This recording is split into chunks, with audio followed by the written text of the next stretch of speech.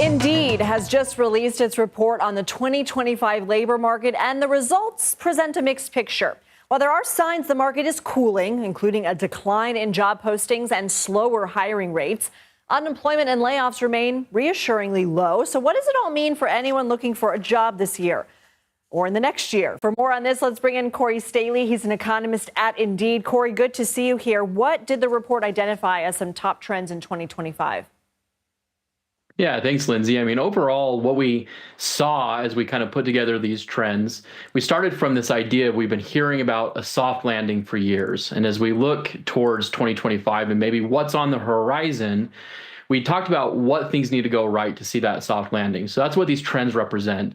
And specifically, what we're looking at is we're looking at the kind of macro economy. We're looking at hiring and quitting. And again, as you mentioned, unemployment and layoffs, those have been pretty low. And to stick that soft landing, we're going to want to see them continue to be low. But we've also seen a lot of other encouraging signs around wages. Wage growth has still been pretty robust. People are getting real adjusted raises. Basically, they're getting more money than inflation because inflation has come down. But that's not to say that everything's perfect, right? So in this report, we call out some of the challenges that maybe are going to be facing job seekers and employers in the next year as we talk about the potential for declining immigration, making it harder for employers to find jobs, and then just some other shifts that we're starting to see in employers maybe kind of pulling back a little bit on remote work. And of course, the big thing that everybody is talking about around the labor market right now is also generative artificial intelligence and what type of impact that's going to have.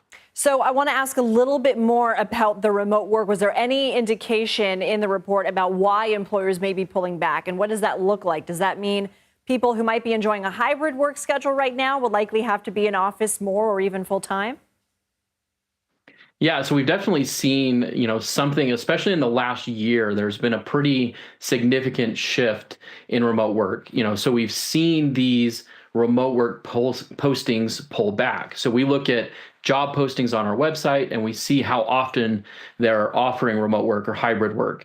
And we're seeing that those spiked up during the pandemic, unsurprisingly, but then they've been coming down over the last couple of years.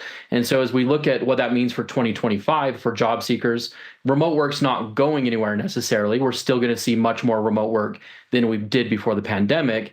But don't be surprised if we see more of the return to office type initiatives that we've seen and heard a lot about this year. A lot of employers saying we want people back in the office, but a lot of employees saying, look, I get more done when I'm at home and when I don't have to commute. Last thing, what are your top tips for job seekers? Yeah, so if you're a job seeker going to 2025, I think the most important thing to realize is 2025 is going to be probably a lot like the later half of 2024. And as we mentioned, the labor market has cooled. And what that means is there are fewer opportunities. It might feel a little more competitive. So to be able to compete, you're going to want to make sure you're leveraging the different types of tools available to you.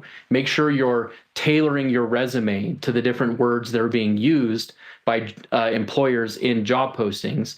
Also, make sure you're doing the classic things of practicing interview questions and being ready to impress employers, when you do get the opportunity to speak to them. And then finally, I would just say, just being able to also think long term and think about investing in skills. Generative artificial intelligence is something we're all talking about right now. And this really presents an opportunity for job seekers to get those skills, but also to look at what other type of skills employers are asking for. So really focus on skills, fine-tune your resume, and find ways to stand out to employers. You said practice interview questions. There's always that one question where I'm like, oh, I wish I had answered that better. Cory Stahle, thank you.